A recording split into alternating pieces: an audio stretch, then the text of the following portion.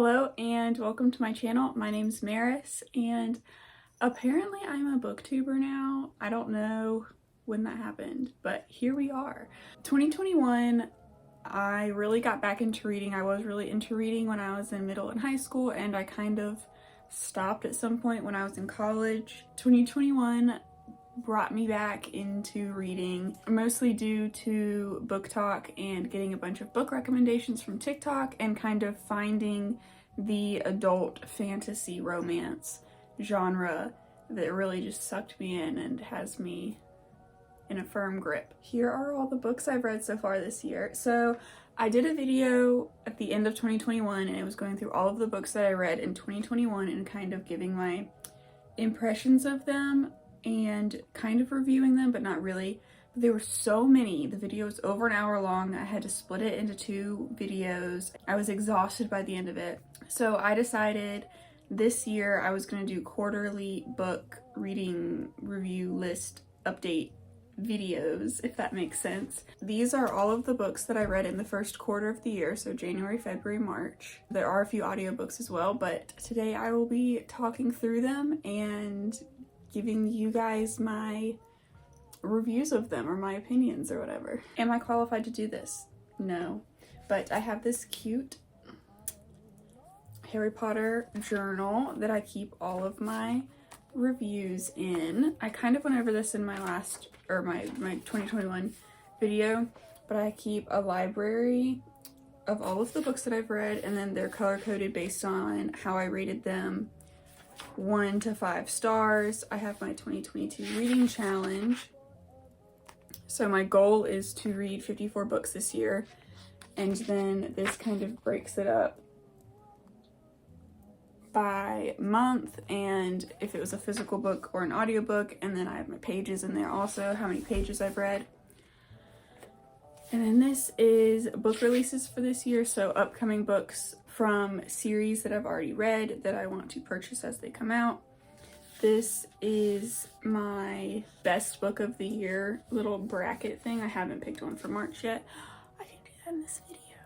Cute. And then I have by month, how many books I read, what books I read, and then reviews of each one. You get the idea. January. I read 3 books in January, but I kind of wasn't reading a whole lot because of the holidays, and I kind of took a little bit of a break, but the 2 books I did read, like physical books I did read, were pretty big. The first thing that I read, it was actually an audiobook, and it was 7 Stories by H.P. Lovecraft. This was my first time ever reading / listening to H.P. Lovecraft, and I really liked it. It is kind of right up my alley in terms of spooky, but like not horror, but just you've read Lovecraft, you know what I'm trying to say, and if you haven't, I'm probably not the best person to explain it. It's just kind of, they're short stories and they're just interesting and they play with your mind a little bit. I definitely want to read more of him, and I have some of his stuff saved on my like Spotify audiobook saved, so I will be listening to some of them once I get through all the other stuff that I'm listening to. So this is a new series that I picked up. This is the first actual physical book that I read this year. Zodiac Academy is the series name, and the first one is The Awakening.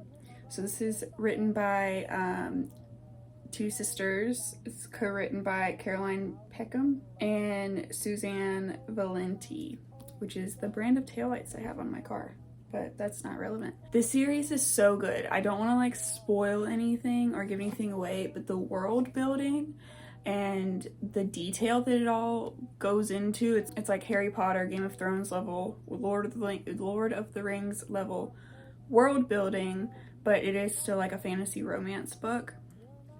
It is 18 plus. I think it's on Amazon or Goodreads, I don't know. The sisters described it as Hogwarts, but if Voldemort was the headmaster. So the students kind of have free reign, I don't want to say to do whatever they want. The entire society is built off of power, and the people have magic, they're fae, and the fae all have magic, but everybody has a different level and amount of magic, as well as different magical abilities based on elements. So there are obviously 4 elements: earth, air, water, and fire.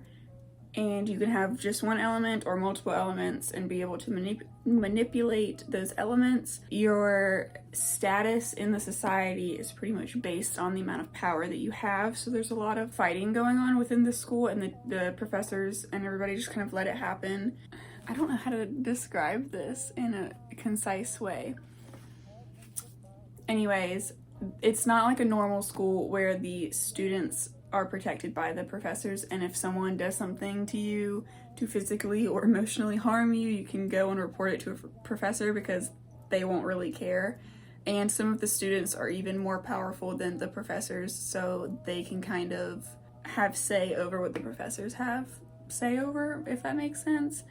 It's so good. It is a very small series in terms of popularity, so there are like spelling errors and grammatical errors and things like that in the book, but I wouldn't say that it takes away from the book. It's not consistent and throughout like you would with like a fanfic type writing that hasn't been edited.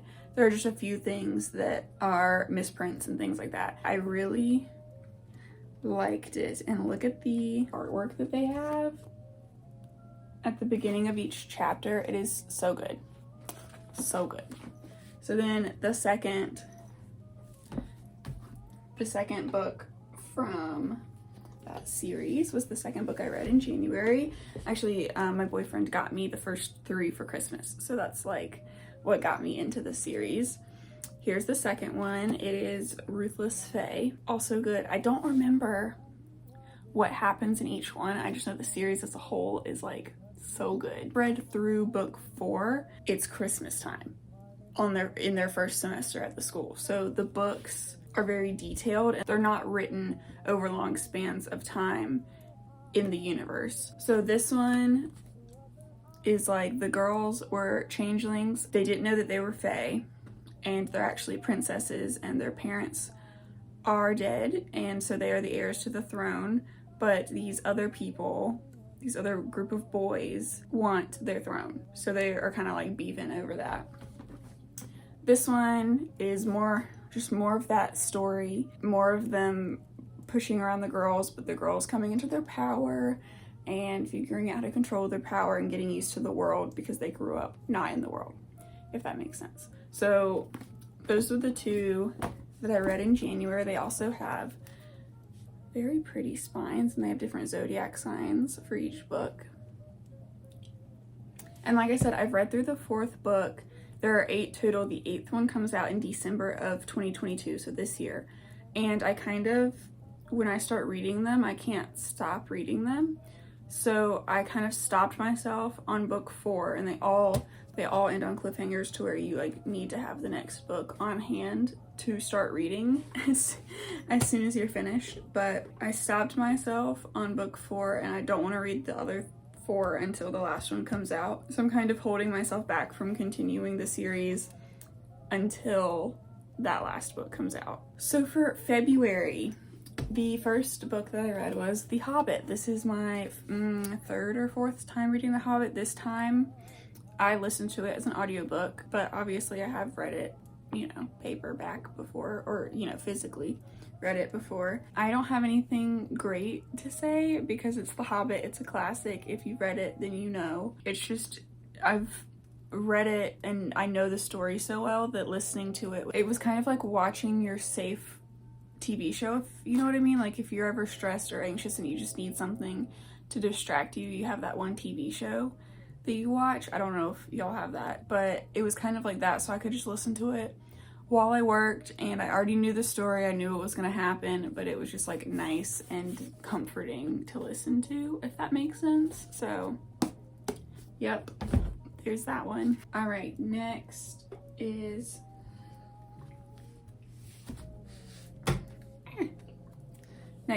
number 3 in the Zodiac Academy series, which is The Reckoning. The Reckoning is a test that the Academy has halfway through the first semester to see if you're fit to stay at Zodiac Academy. So you have to, it's multiple tests of power, and you have to show your skill and show that you kind of have to earn your place at the Academy. So this book is about the group of boys I was talking about who want the twins' throne, trying to stop them from passing the reckoning and kind of get them kicked out of school, because if they don't complete their education, they can't claim their throne. They're slowly getting thicker as we go on, and they keep getting thicker.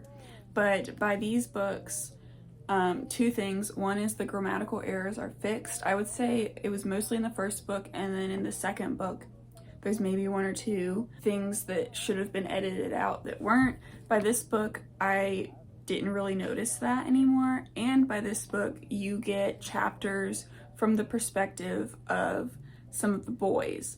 So the first book was just from the twins' perspective, and you bounce back and forth between the twins' point of view. That first book is also accompanied by a sister book that is from the boys' point of view.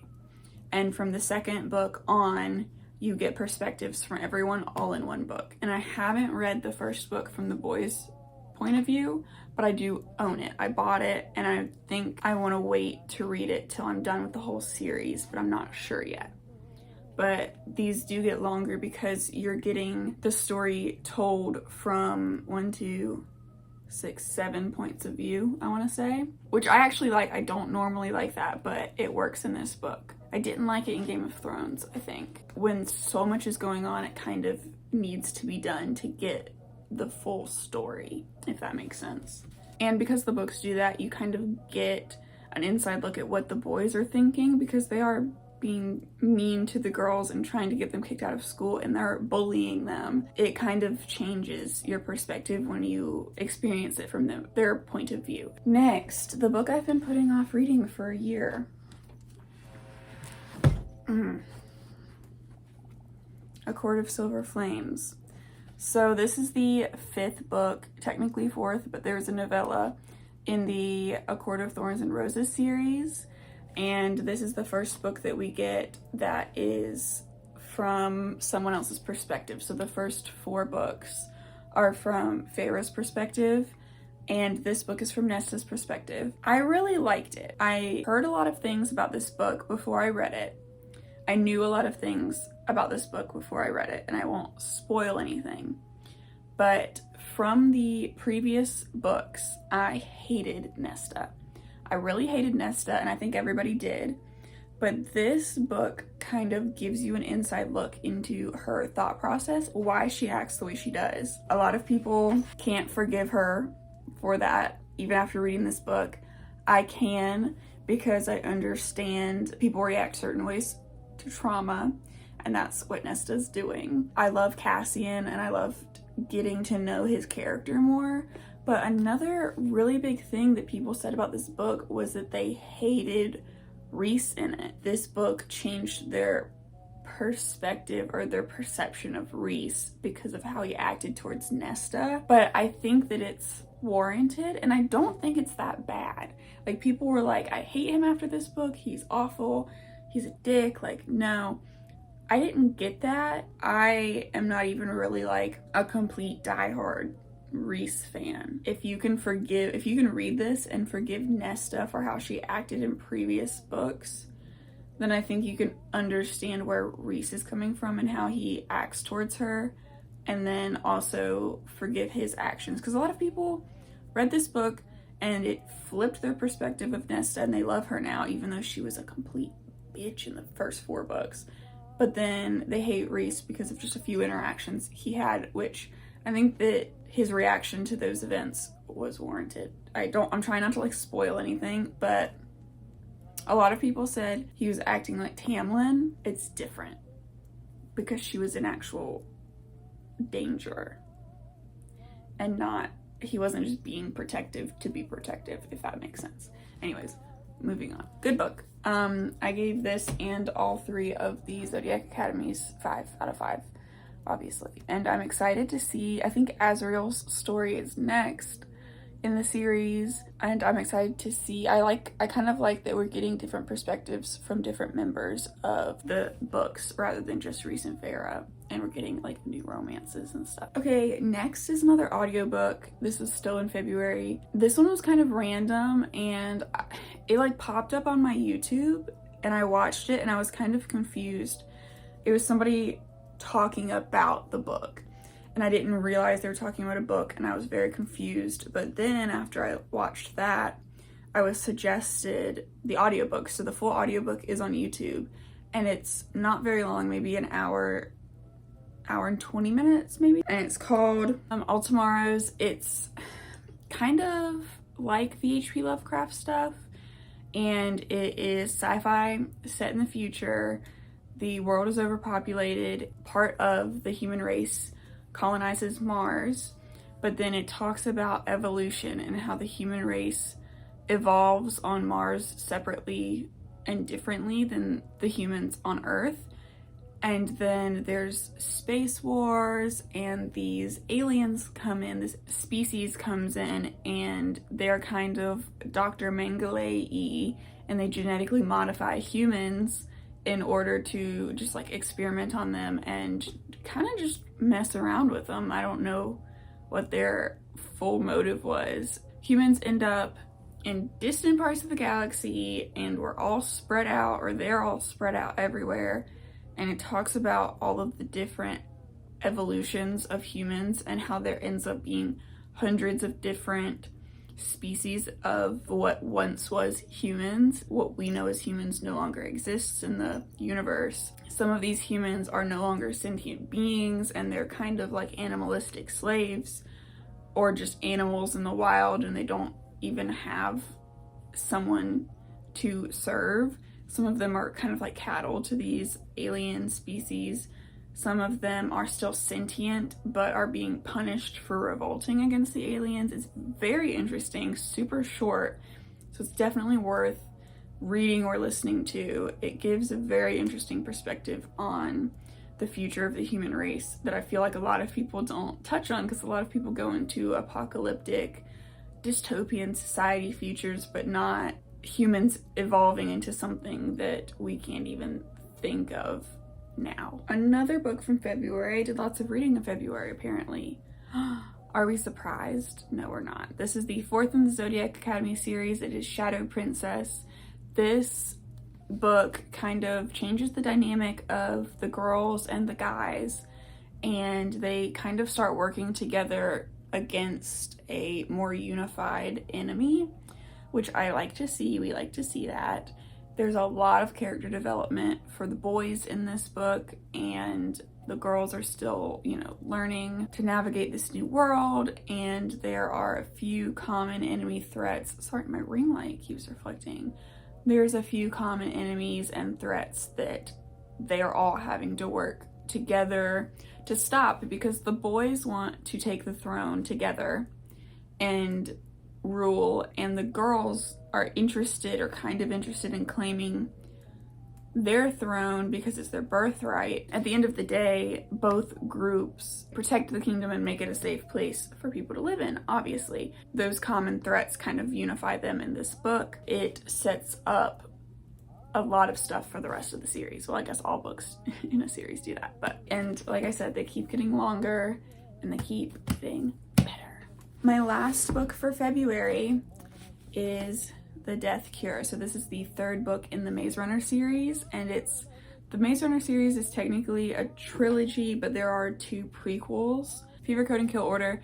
So this is the end of the trilogy and the story. I still have the other two books to read that are prequels, but I like to read books in the publication order because that's how fans of the series got the information, so I want to get the information how they did. This was good. I like how they wrapped up this series, but it's again that futuristic sci-fi dystopia.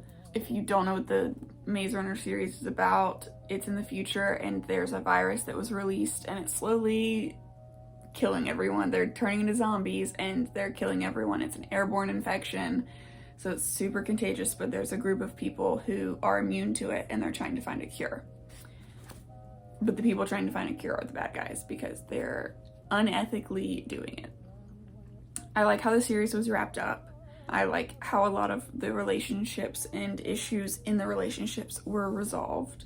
Yeah, I gave it 4 out of 5. It's not like the best thing I've ever read, and it would probably be last from all of these books that I read, because the first one to get a 4 out of 5, but it's still worth reading, I guess, and it was nice to just like wrap up the series. Then for March, I kind of slacked off a little bit. I think I overdid it in February, and in March I was kind of burnt out and needed a break. The first book that I read is Shadow and Bone. I know this isn't a new series and a lot of people have read this. I actually was treating myself to a little bit of extra like books. I kind of finished my entire to be read list. I decided to go splurge and get some books, so I actually got the entire Shadow and Bone trilogy, both Six of Crows duology books, and then King of Scars.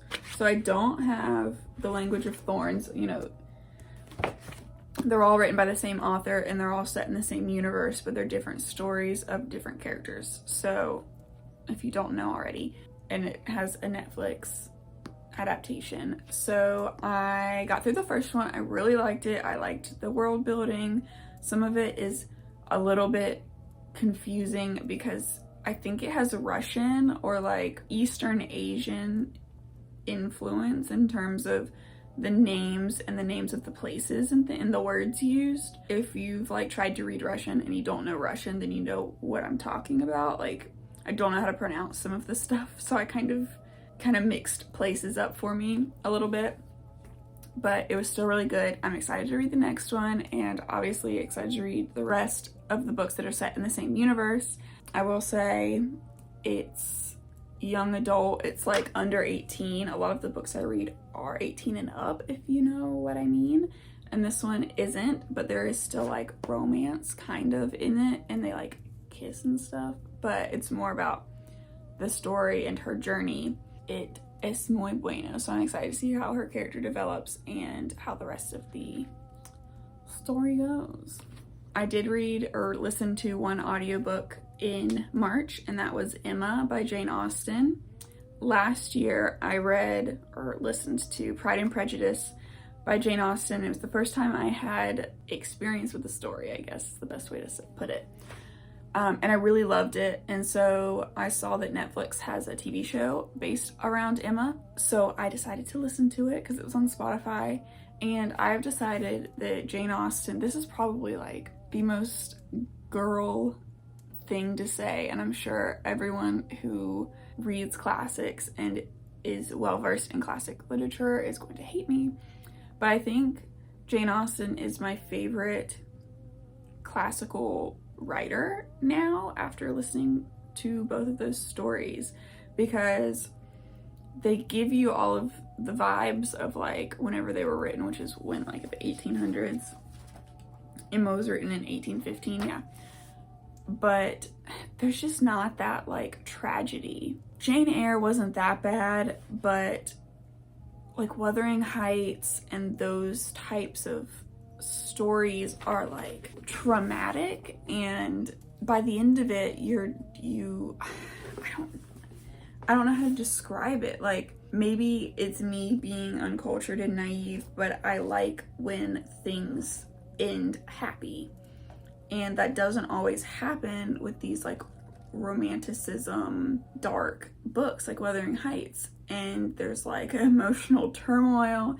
And this just is light and it's happy and it like gives the good vibes. There's still a story there, and they're obviously love stories, and there's some drama there where things at first don't work out how either you or as the reader or the character wants them to work out. But in the end, everybody's happy. And I like that, especially when it's not a series. Like, obviously in a series, if it doesn't end happy, you're like hoping by the end of the series it ends happy. They're just one-off books, so you want them to end happy without like too much emotional turmoil. I don't know. So I am going to probably read Sense and Sensibility next. I want to kind of like work through her collection of writings and see if my opinion of her based on those two books remains. Last book for the quarter, it's a big boy. It is Crescent City. This is also one I've been waiting a year to read. It's another Sarah J. Maas book. She wrote the A Court of Thorns and Roses series, if you don't know already, and also A Throne of Glass, which I'm planning on reading. I have them, I just need to read them. This is so good. A lot of people don't like it as much as ACOTAR, which I guess is understandable, but there's like, it's like fantasy romance, but there's murder mystery also, which I find very intriguing and I really enjoyed, and I'm very excited to read the next one. I started reading this because the second one just came out. I wanted to read it, so I read this in like 10 days, which is like 800 pages. So I was kind of burnt out after that, and I got the second one from the library, and I only had 2 weeks to read it because it's a new book and they only let you have 2 weeks to read them. And I got like 100 pages in, but my brain was so dead from the first one and reading it so quickly that I couldn't like absorb the second one. I'm gonna try again later. I've noticed if I read too much of one series at once, I get burnt out on it, so I try to jump around from series to series. So I haven't read the second one yet, and I know everybody like went crazy about it, and there's like the biggest plot twist cliffhanger on the very last page of the second book. But in terms of this book, if you like fantasy and romance and murder mystery, I would recommend this book. It's very good, and it's like a completely different vibe than ACOTAR. There's mermaids and there's witches and there's angels and there's demons and fae and all kinds of stuff. So highly recommend. It's kind of hard to do like book reviews without talking about the plot because I don't want to spoil it for anybody, but I also want to talk about it, if that makes sense, because I don't have anybody to talk about it with. So I hope you enjoyed this video. I hope I got you some new things to add to your reading list. I don't know why. I think I feel like I don't have anybody to talk to about the books I read. And so this is my way of like getting it all out, even though like 10 people watch these videos, it's fine. And it's also for me to look back on so that I can like look at what I was reading and when I was reading it, even though that's what my reading journal's for. It's fine, everything's fine. If you're still here, thank you so much for watching. More videos coming soon. I'll be making a Q2 book video also, but in the meantime, art videos, car art videos. Subscribe if you wanna. And I'll see you in the next video. Bye.